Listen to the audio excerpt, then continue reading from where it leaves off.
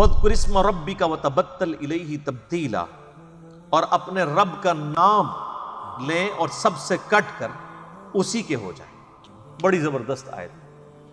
اپنے رب کے ساتھ ایسی آپ کی کمٹمنٹ ہونی چاہیے، قُلْ إِنَّ صَلَاتِي وَنُسُكِي وَمَحْيَايَ وَمَمَاتِي لِلَّهِ رَبِّ الْعَالَمِينَ، کہ پھر سب سے آپ کٹ جائیں، پھر اللہ ہی ٹاپ پرائرٹی ہو، اللہ ہی ترجیح اول بن جائے، بس اللہ کا ذکر کریں، سب سے ٹوٹ کے اپنے رب کے ساتھ جوڑ دیں۔ ٹوٹنے سے مراد یہ نہیں ہے کہ ماں باپ بیوی بچوں کے حقوق چھوڑ دیں، مراد یہ ہے کہ پھر کسی کی پرواہ نہ کی جائے، خدا ٹاپ پرائرٹی ہو، اگر پوری دنیا ایک طرف کھڑی ہو اور اللہ کا حکم دوسری طرف ہو تو پھر آپ کسی کی پرواہ نہ کریں، اللہ کے سامنے سر تسلیم خم کریں۔ یہ نبی علیہ السلام کو حکم ہو رہا ہے اور آپ کے ذریعے امت کو، یعنی نبی علیہ السلام کے اندر جو ایمان کا یہ لیول تھا کہ آپ نے اکیلے وہ دعوت بلند کی، جو کچھ عرصے کے اندر دنیا کے تینوں بڑے اعظموں میں پہنچ گئی، دنیا کی سپر پاورز مسلمانوں کے آگے زیر ہو گئی، اس کے پیچھے ڈرائیونگ فورس یہ قرآن تھا۔ صحیح مسلم میں حدیث ہے، سیدنا عمر کہتے ہیں کہ میں نے خود نبی علیہ السلام کو منبر پہ یہ بات فرماتے ہوئے سنی تھی کہ اللہ تعالیٰ اس کتاب کے ذریعے قوموں کو عروج دے گا اور اس کتاب کے ذریعے قوموں کو زوال دے گا۔ اسی کو ڈاکٹر اقبال نے شعر میں کہا نا، وہ زمانے میں معزز تھے مسلمان ہو کر اور تم خوار ہوئے تاریخ قرآن، یعنی اللہ تعالیٰ نے جو صحابہ کرام کو اور اہل بیت کو مرتبہ عطا فرمایا تھا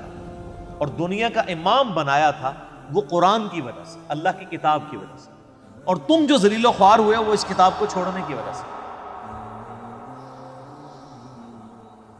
رب المشرق والمغرب،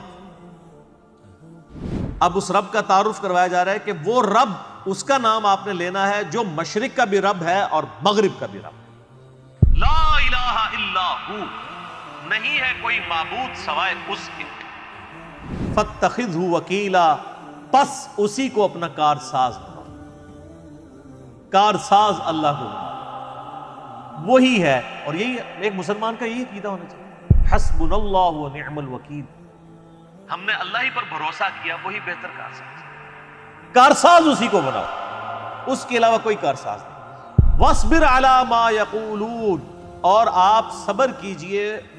ان باتوں کے اوپر جو آپ کے مخالفین آپ کے اوپر کرتے ہیں۔ ظاہر ہے آپ جب سچائی کی بات کریں گے تو پھر کافر تو آپ کو برا کہیں گے، یہاں تو مسلمان نہیں چھوڑتے ہیں، تو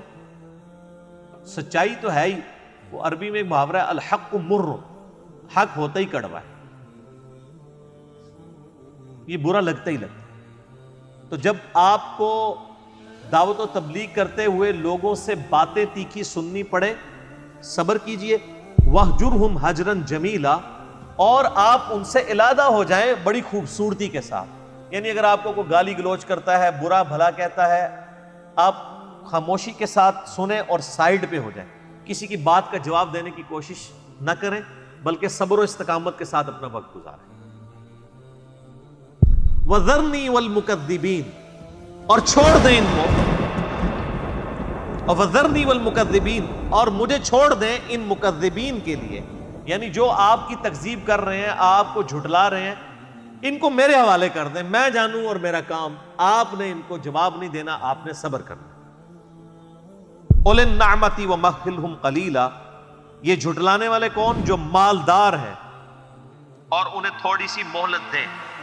یہ زیادہ تر جو امیر لوگ یا کسی بھی سوسائٹی کی ایلیٹ طبقہ ہوتا ہے نا، سب سے زیادہ اس کو تکلیف ہوتی ہے جب کوئی نئی دعوت پہنچتی ہے۔ نبی علیہ السلام کے مخالفین بھی، سردار مکے کے، ان سے پہلے بھی جتنے پیغمبر ہیں ان کے خلاف ان کے علاقوں کے بڑے بڑے جو چودھری اور سردار لوگ کھڑے ہوئے، کیونکہ ان کی پوسٹ سٹیک پہ لگی ہوئی تھی نا۔ سرداروں کو تو لوگ مال و دولت کی وجہ سے یا ایک سپیریئر ہونے کی وجہ سے مان رہے ہوتے ہیں، لیکن پیغمبر جو ہے اس کے لیے تو لوگ جان بھی دینے کے لیے تیار ہو جاتے ہیں۔ تو سب سے زیادہ چودراہٹ کس کی سٹیک پہ لگتی ہے؟ امیر لوگوں کی، علاقے میں اثر رکھنے والے لوگوں کی، جب نبیوں کا کام شروع ہوتا ہے۔ غریب لوگ تو بیچارے پہلے ہی غریب ہیں، ان کی تو کوئی چیز سٹیک پہ نہیں لگی تھی، اس لیے غریب لوگ پہلے ہی مان لے آتے ہیں، امیروں کی اکڑ ٹوٹتے ٹوٹتے ٹائم لگتا ہے۔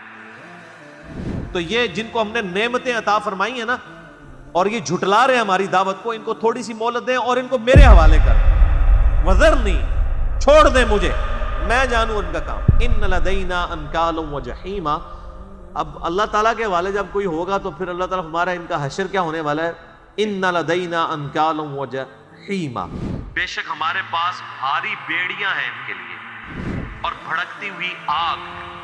اللہم اجرنا من النار، اللہم اجرنا من النار، اللہم اجرنا من النار۔ وطعاما ذا غصۃ وعذابا علیما، اور ایسی غذا ہے جو گلے میں پھنس جانے والی ہے، دردناک عذاب۔ اور وہ تو ہم پہلے پچھلی صورتوں میں پڑھ آئے ہیں نا کہ دوزکیوں کو دوزخ میں اللہ کی نافرمانیوں کے سبب دوزکیوں کا پیپ پینے کو دیا جائے گا، ان کے زخموں کا خون دیا جائے گا، کھولتا ہوا پانی دیا جائے گا،